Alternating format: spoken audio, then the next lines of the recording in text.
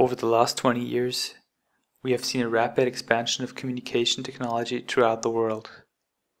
Yet there are still plenty of countries whose population lacks access to basic survival infrastructure.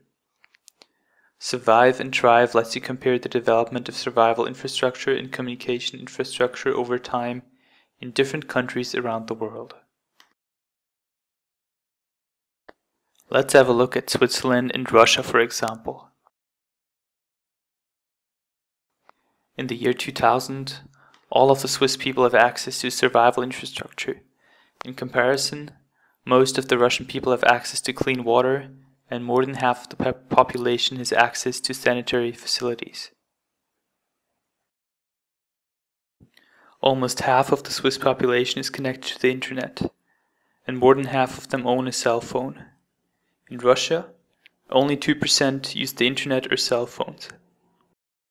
Now fast forward to 2010. In survival infrastructure, not much has changed. Technology, on the other hand, is much more widespread, especially in Russia. Almost half of the people have internet access, and every person statistically owns more than one cell phone. To get a sense of how that happened, we can either play it all the way through,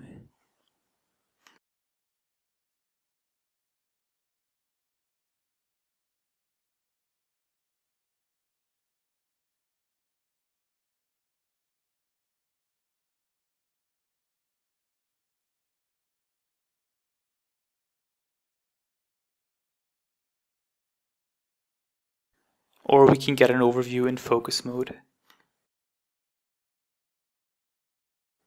Here we can see how technology developed at a different pace in both of these countries.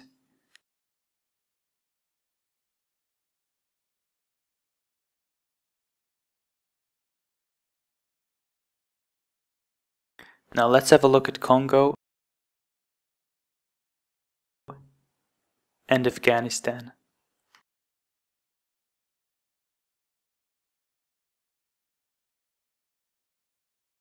In the year 2000, survival infrastructure is not in a very good place apart from the urban areas in Congo.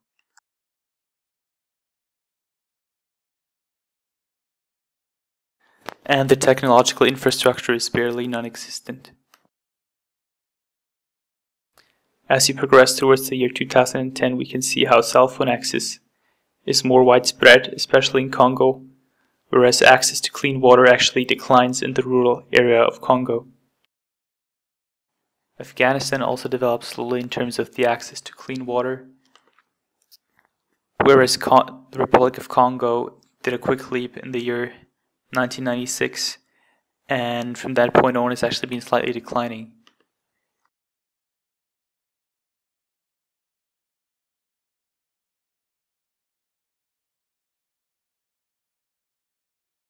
These are some of the ways you can compare the data using Survive and Thrive.